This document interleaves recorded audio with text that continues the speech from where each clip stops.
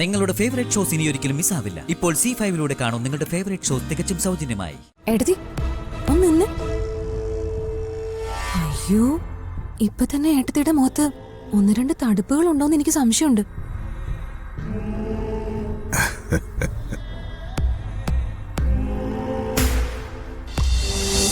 രണ്ടുപേരും കൂടി എന്നെ പറ്റി വല്ല കുറ്റവും പറഞ്ഞതായിരിക്കും. അയ്യോ, കുറ്റമൊന്നും പറഞ്ഞല്ല. ഒരു സഹായത്തിന് അവന്തി അടുത്ത് കൂടെ വിളിക്കാന്ന് ഞാൻ അർച്ചനോട് പറയായിരുന്നു. ആ സമയത്ത് തന്നെ ഏട്ടത്തി വരികയും ചെയ്തു. ഞാനെന്താ ചെയ്യേണ്ടത്? അതൊക്കെ പറയാം. ആദ്യം നമുക്ക് ഈ കലം ഇറക്കി വെക്കണം. എടുത്തൊന്ന് പിടിച്ചേ. വാ. അതിനെന്താ, ഞാൻ പിടിക്കാം. പിടിച്ചോ.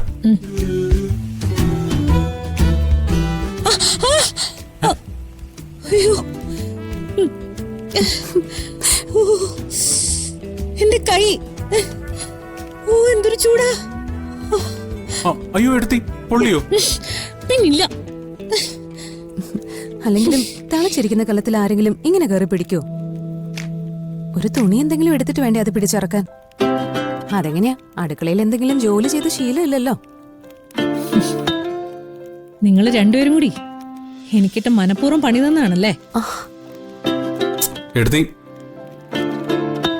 നല്ല സച്ചി ഇങ്ങനെ ചെയ്യുന്ന ഞാൻ ഒട്ടും വിചാരിച്ചില്ല. എന്റെ കൈ,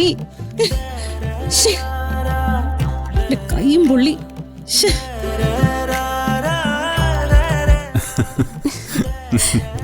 എന്നാലും എന്തൊരു ദുഷ്ടനാ സച്ചേട്ടൻ. ശത്രുക്കളോടാണെങ്കിലും ഇങ്ങനെയൊക്കെ ചെയ്യാമോ? ശത്രുക്കളോട് ഒരിക്കലും ഇങ്ങനെ ചെയ്യാൻ പറ്റില്ല. പക്ഷെ ഏട്ടത്തിയോട് ചെയ്യാം. ചിക്കൻ ബോക്സിനെ അവർക്ക് വലിയ പേടിയല്ലേ. പാവം, കൈ നല്ലതുപോലെ പൊള്ളിക്കാണും. അതേ, ഓവറാക്കണ്ട.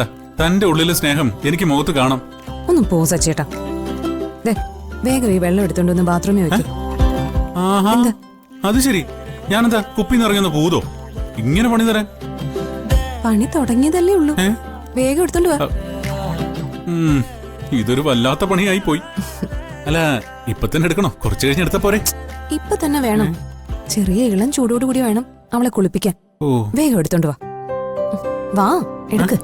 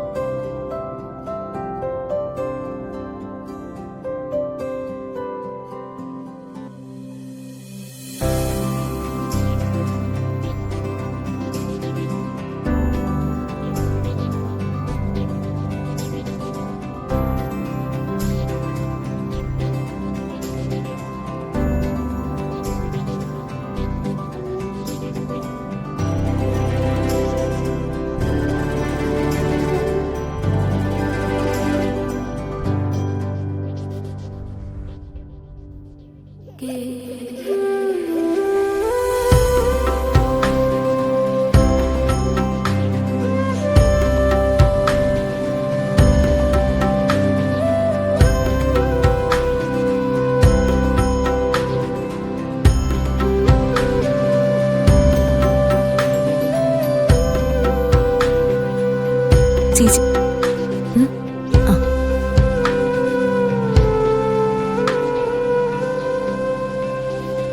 വയ്ക്കാം.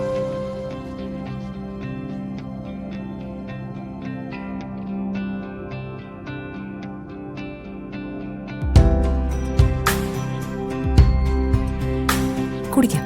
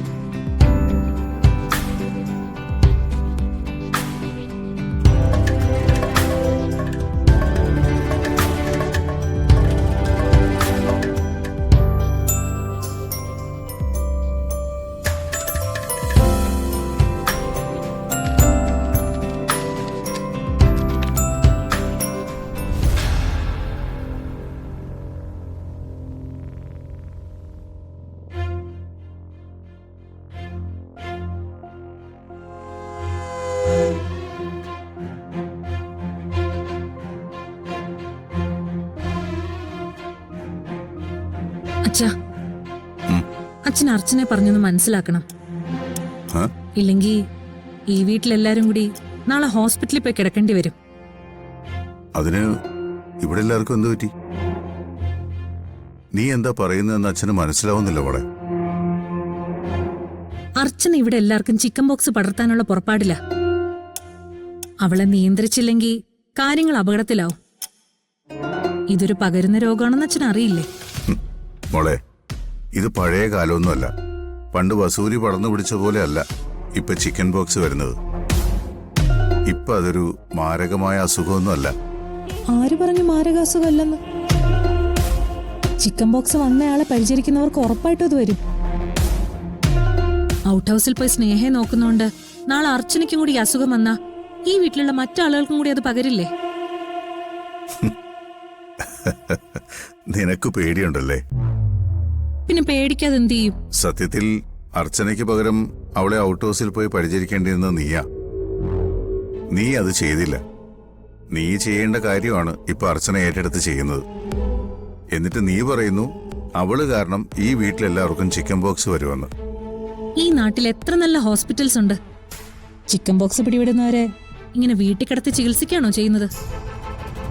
അർച്ചനയ്ക്ക് വേണമെങ്കിൽ അവളുടെ കൂടെ ഹോസ്പിറ്റലിൽ പോയി കൂട്ടിരിക്കാമല്ലോ. ബാക്കിയുള്ളവരിവിടെ പേടിച്ചിട്ടാ ജീവിക്കുന്നത്. ഇങ്ങനെ പേടിച്ചാലേ ഇനി ഈ വീട്ടിൽ ആദ്യം ചിക്കൻ ബോക്സ് വരുന്നത് ഏട്ടത്തിക്കായിരിക്കും. ആ, ഏട്ടത്തി ഒന്ന് നിന്ന്. അയ്യോ, ഇപ്പൊ തന്നെ ഏട്ടത്തിയുടെ മുഖത്ത് 1-2 തടുപ്പുകൾ ഉണ്ടോന്ന് എനിക്ക് സംശയമുണ്ട്.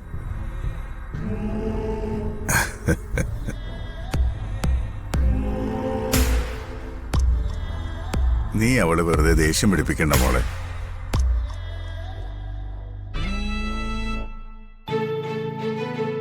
ആ, അല്ല, സ്നേഹയ്ക്കിപ്പോ എങ്ങനെയുണ്ട്? നല്ല പെയിനുണ്ട് അച്ഛൻ. ശരീരം മുഴുവൻ ചൊറിച്ചിലും ഉണ്ട്. മരുന്ന് കൊടുത്തിട്ടാ ഇപ്പൊ ഇങ്ങോട്ട് വന്നത്. ഞാൻ ചെന്ന് ആൾക്കുള്ള ജ്യൂസ് എടുക്കട്ടെ. ഉം.